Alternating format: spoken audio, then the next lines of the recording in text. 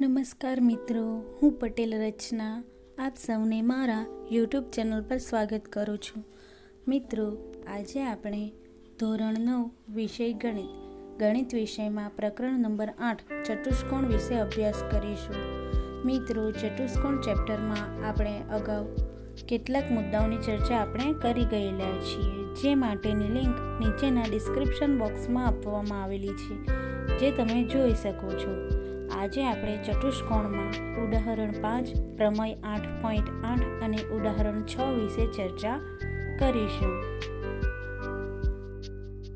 તો આપણે શરૂઆત કરીએ ઉદાહરણ નંબર 5. બતાવો કે સમાંતર બાજુ ચતુષ્કોણના ખૂણાઓના દુભાજકો લંબચોરસ રચે છે. એટલે કે સમાંતર બાજુ ચતુષ્કોણ છે તેના દુભાજકો દોરવાના આપણે, અને તેનાથી આપણને લંબચોરસ મળે છે એવું આપણે સાબિત કરવાનું છે. તો અહીં આપણે સમાંતર બાજુ ચતુષ્કોણ લઈએ. અહીં આપણે સમાંતર બાજુ ચતુષ્કોણ PQRS દોર્યું છે. સમાંતર બાજુ ચતુષ્કોણ આપણે એક PQRS ધારી લઈએ અને તેના દુભાજકો ABCD ના ખૂણો A અને ખૂણો B માં દુભાજે, તેમજ ખૂણો B અને D, ખૂણો B અને ખૂણો C માં, ખૂણો C અને ખૂણો D અને ખૂણો A માં છેદે છે. અહીં આપણે જોઈ શકીએ છીએ કે ચતુષ્કોણ PQRS માં દુભાજકો, અહીં Q ના દુભાજકો C માં છેદે, B માં છેદે, તેવી જ રીતે P ના દુભાજકો પણ આવે, પરંતુ માત્ર અહીં આપણે લંબચોરસની વાત કરવાની છે, માટે આપણે P ના દુભાજકો દર્શાવ્યા નથી.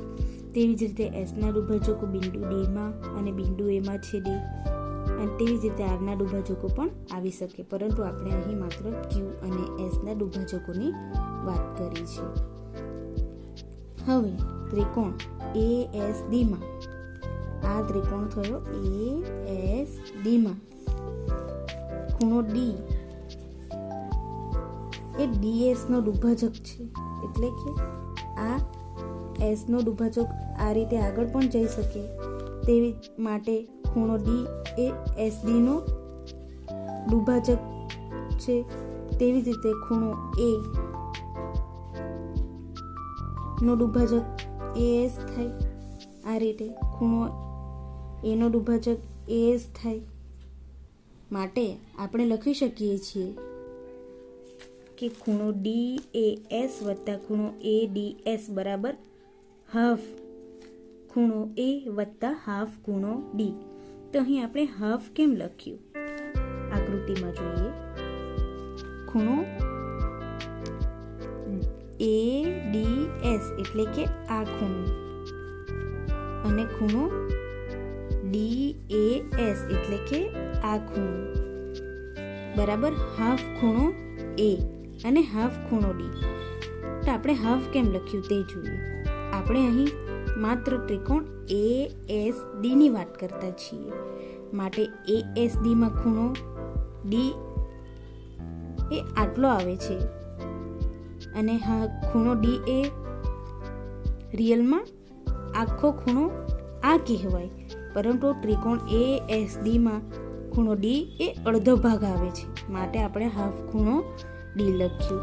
તેવી જ રીતે ત્રિકોણ ASD માં ખૂણો A એ આખો ખૂણો આ કહેવાય, પરંતુ તે એક ASD ત્રિકોણમાં ખૂણો A એ માત્ર આટલો ભાગ આવે છે, માટે આપણે હાફ ખૂણો A લખ્યું છે. માટે ખૂણો DAS વત્તા ખૂણો ADS બરાબર હાફ ખૂણો A બરાબર હાફ ખૂણો D લખી શકાય.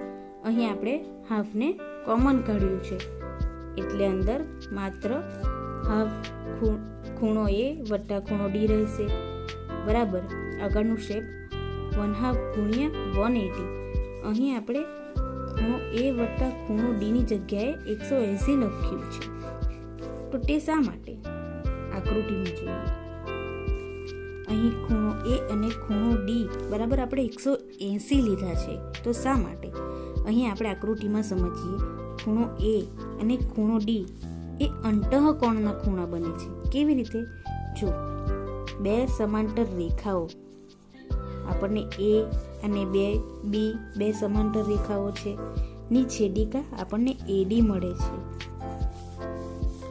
થી બનતા ખૂણા એટલે કે આપણને બે સમાંતર રેખા તેનાથી બનતા ખૂણા આ મળે, ખૂણો એ અને ખૂણો ડી મળે. એક બાજુના ખૂણા, જો આ રેખા ડીસી છે તે આટલી લંબાવી શકાય, તેવી જ રીતે ખૂણા એબીની રેખા પણ આ રીતે લંબાવી શકાય. આમ એની છેદિકા એડી, આપણને ખૂણો એ અને ખૂણો ડી એક અંતઃકોણની એક બાજુ એક તરફના ખૂણા એ અને ખૂણો ડી મળ્યા. જ્યારે પણ બે સમાંતર રેખા હોય, આપણને ખબર છે કે એ બી ને સમાંતર એ સીડી છે. જ્યારે પણ બે સમાંતર રેખાઓ હોય ત્યારે અંતઃકોણના ખૂણાઓનો સરવાળો એ 180 લખાય છે.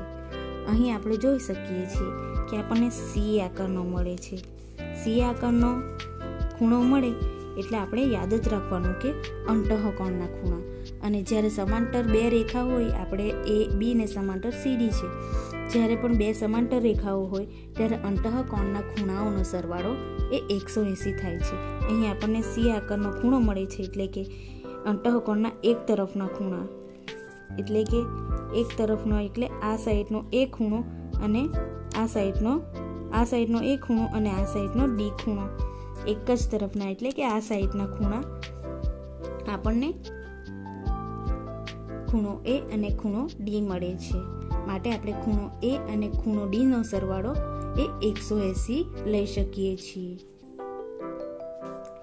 આમ અહીં આપણે ખૂણો એ વત્તા ખૂણો ડી ના સરવાળા બરાબર આપણે 180 લખી શકીએ છીએ, કારણ કે ખૂણો એ અને ખૂણો ડી છેદિકાની એક બાજુના અંતઃકોણો છે. માટે આપણે ખૂણો એ વત્તા ખૂણો ડી બરાબર 180 લઈ શકીએ છીએ. અહીં આપણે 180 ને 2 વડે ભાગીશું તો આપણને 90 આન્સર મળશે.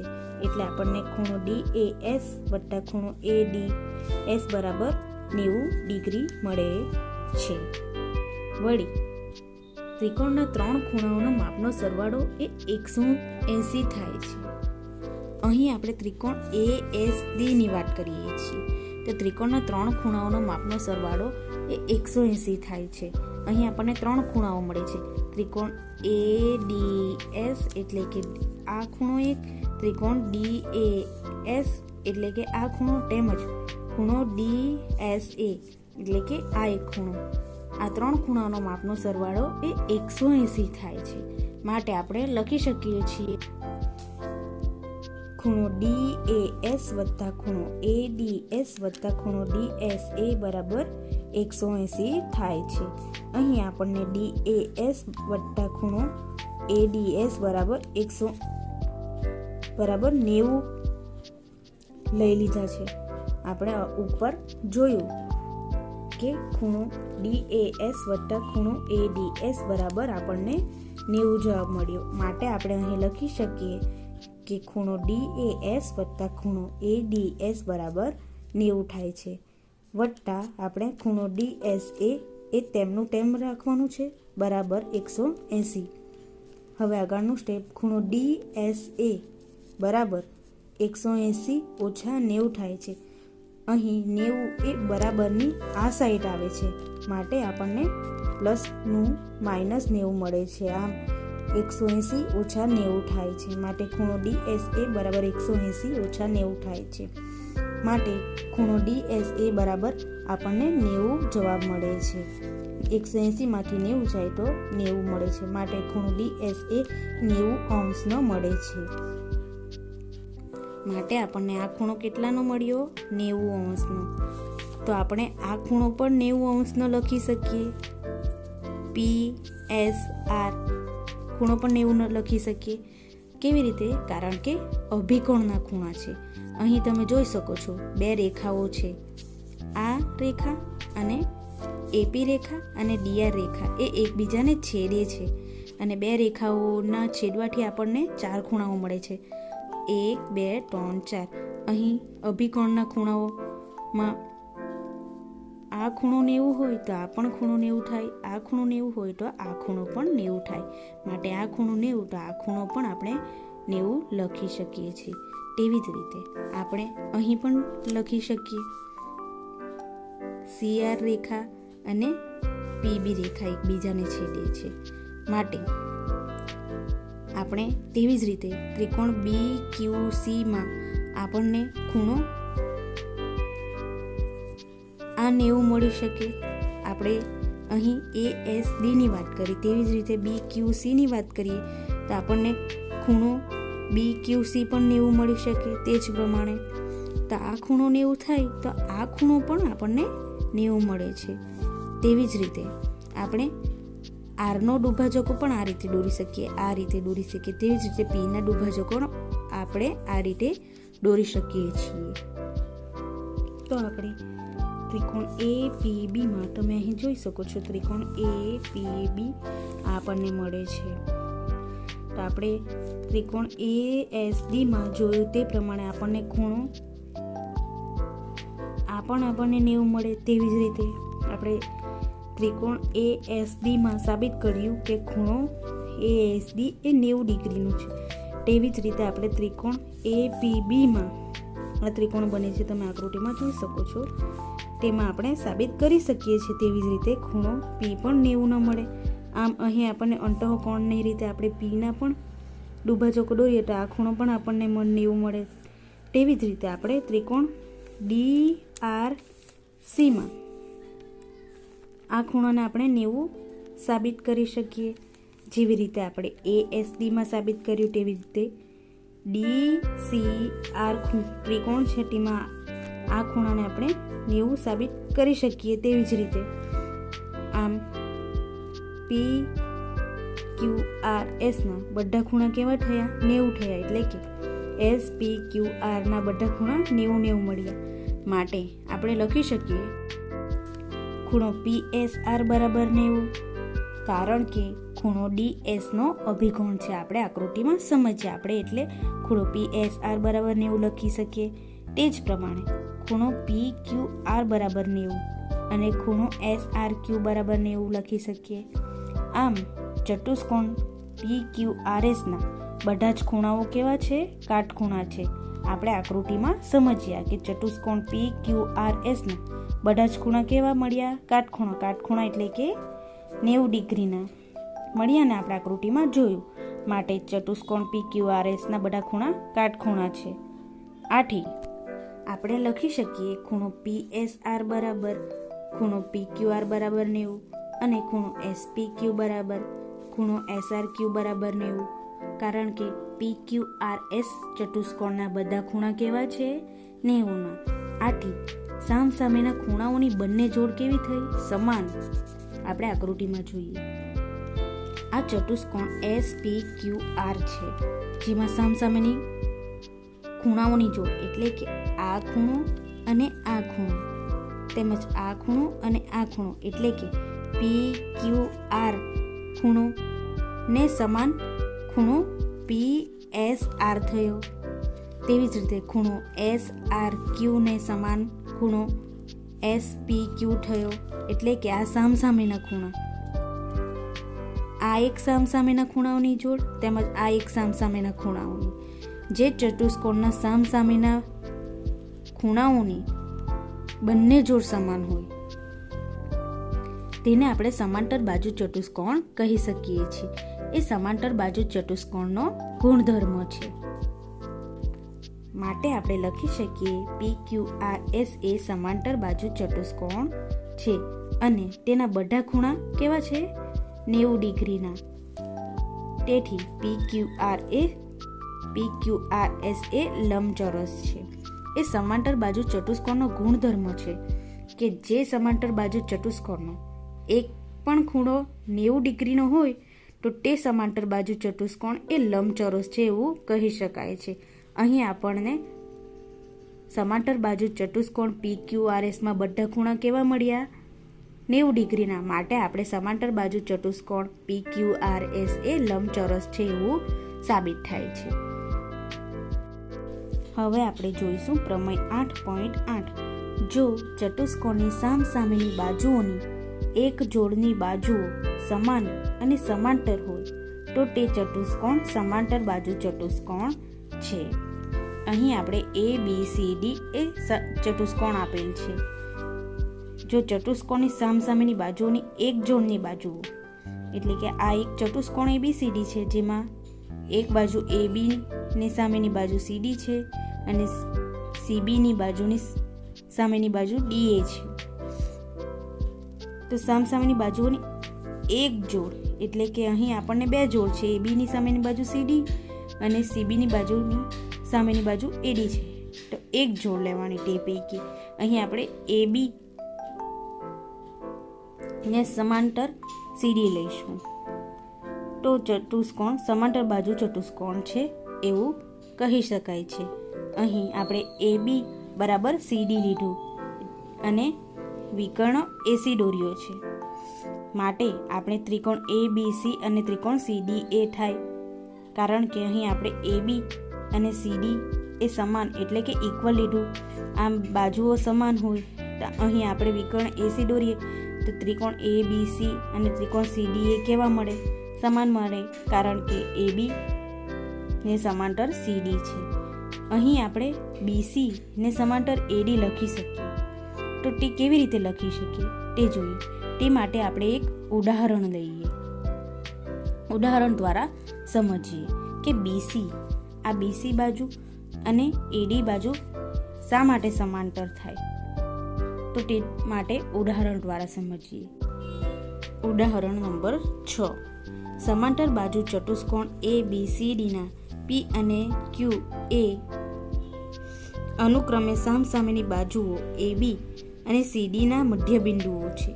જો AQ અને DP ને S બિંદુમાં છેદે અને BQ એ CP ને R બિંદુમાં છેદે તો દર્શાવો કે APCQ સમાંતર બાજુ ચતુષ્કોણ છે, DPBQ સમાંતર બાજુ ચતુષ્કોણ છે અને PSQR સમાંતર બાજુ ચતુષ્કોણ છે.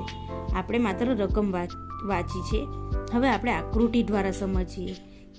આપણને આકૃતિ આપેલ છે, તેના દ્વારા આપણને સરળતાથી ખ્યાલ આવે કે રકમમાં આપણને શું કહેવા માંગે છે. અહીં આપણને રકમમાં આપેલ છે કે ચતુષ્કોણ ABCD છે, જેમાં P અને Q અનુક્રમે AB અને CDના મધ્ય બિંદુ છે. અહીં ABનું મધ્ય બિંદુ P છે, તેમજ CDનું મધ્ય બિંદુ Q છે, તેમજ AQ અને DP એ બિંદુ S માં છેદે છે, તેમજ PC અને QB બિંદુ R માં છેદે છે, જે આપણને રકમમાં આપેલું છે. તો આપણે સાબિત કરવાનું છે APCQ ચતુષ્કોણ એ સમાંતર બાજુ ચતુષ્કોણ થાય છે. અહીં આપણે જોઈ શકીએ APCQ સમાંતર બાજુ ચતુષ્કોણ થાય છે એવું સાબિત કરવાનું છે. તેવી જ રીતે DPBQD સમાંતર બાજુ ચતુષ્કોણ થાય છે તે સાબિત કરવાનું છે. તેમજ PQPRQS ચતુષ્કોણ એ સમાંતર બાજુ ચતુષ્કોણ થાય છે એવું આપણે સાબિત કરવાનું છે. તો જોઈએ આપણે APCQ સમાંતર બાજુ ચતુષ્કોણ છે તે પ્રથમ આપણે સાબિત કરીએ. તો અહીં APCQ આ એક ચતુષ્કોણ મળે છે, તે આપણે સમાંતર બાજુ ચતુષ્કોણ છે એવું સાબિત કરવાનું છે. અહીં આપણે જોઈ શકીએ છીએ કે AB ને સમાંતર CD રેખા એ આપણને આપેલી છે કે ચતુષ્કોણની એક બાજુ કેવી છે? એકબીજાને સમાંતર અને સમાન છે, એટલે AB ઇક્વલ ટુ CD એ આપણે લીધેલું છે. માટે આપણે અહીં કહી શકીએ જો AB ઇક્વલ હોય CD ને તો આપણે AP ને સમાંતર QC લખી શકીએ. લખી જ શકાય ને. અહીં આપણે જોઈ શકીએ કે AP એ AB નો અડધો ભાગ છે, AB નો અડધો ભાગ એ AP થાય છે. તેવી જ રીતે CD નો અડધો ભાગ QC થાય છે. માટે આપણે લખી શકીએ છીએ ચતુષ્કોણ APCQ માં AP ને સમાંતર QC આપણે લખી શકીએ છીએ, કારણ કે AB ને સમાંતર CD હોવાથી આપણે AP અને QC સમાંતર છે એવું લખી શકીએ છીએ. તેવી જ રીતે AP બરાબર હાફ AB લખી શકીએ. આપણે આકૃતિમાં જોયું AP એ ABનો અડધો ભાગ છે. આકૃતિમાં આપણે જોઈ શકીએ છીએ AP એ ABનો અડધો ભાગ છે, માટે AP બરાબર હાફ AB લખી શકીએ. તેવી જ રીતે CD બરાબર હાફ QC બરાબર હાફ CD લખી શકીએ. માટે અહીં આપણે લખ્યું છે CQ બરાબર હાફ CD થાય છે. વળી AB બરાબર CD છે એ આપણે લીધેલ છે, માટે આપણે AP બરાબર QC લખ્યું. માટે APCQ સમાંતર બાજુ ચતુષ્કોણ થાય છે. આકૃતિમાં જોઈએ. અહીં આપણે AP અને QC એ AB ને સમાંતર CD હોય તો AP ને સમાંતર QC આપણે લખી શકીએ.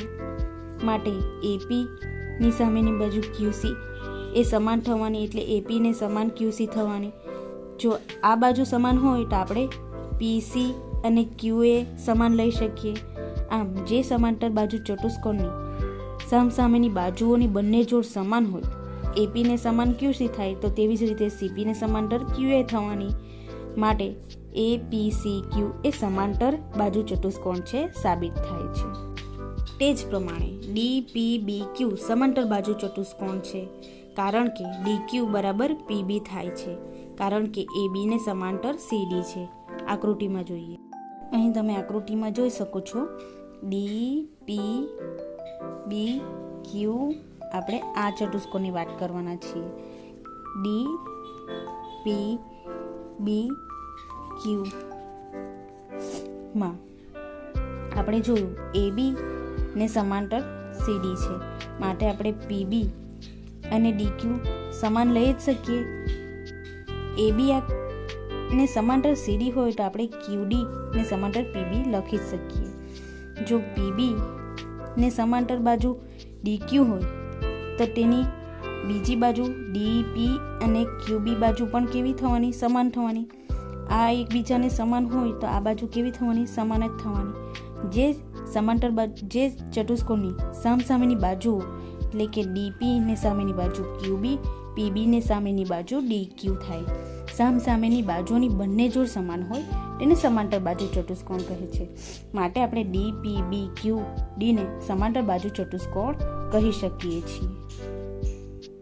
આપણે ત્રિકોણ APCQ માં જોયું એ મુજબ અહીં આપણે લખી શકીએ DQ બરાબર 1/2 CD બરાબર તેમજ PB બરાબર 1/2 AB. માટે આપણે DQ બરાબર PB લખી શકીએ. માટે DPBQ એ સમાંતર બાજુ ચતુષ્કોણ છે એવું આપણે સાબિત કરી શકીએ છીએ. આપણે આકૃતિમાં સમજ્યા એ મુજબ આપણે DPBQ ને સમાંતર બાજુ ચતુષ્કોણ કહી શકીએ છીએ, જે સાબિત કરવાનું હતું. હવે આપણે આગળ સાબિત કરવાનું છે PSQR એ સમાંતર બાજુ ચતુષ્કોણ છે, તો તે જોઈએ. PSQR એ સમાંતર બાજુ ચતુષ્કોણ છે એવું સાબિત કરવાનું છે. તો તેમાં SP ને સમાંતર બાજુ QR થાય છે. આપણે અહીં જોયું ચતુષ્કોણ QPBQ માં કે DQ ની સામેની બાજુ PB સમાન, તેવી જ રીતે QB ની સામેની બાજુ એ DP બાજુ સમાન.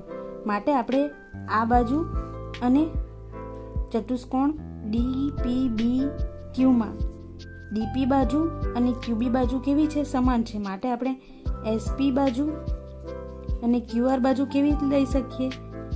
એકબીજાને SP બરાબર QR લખી શકીએ. તેવી જ રીતે આપણે APCQ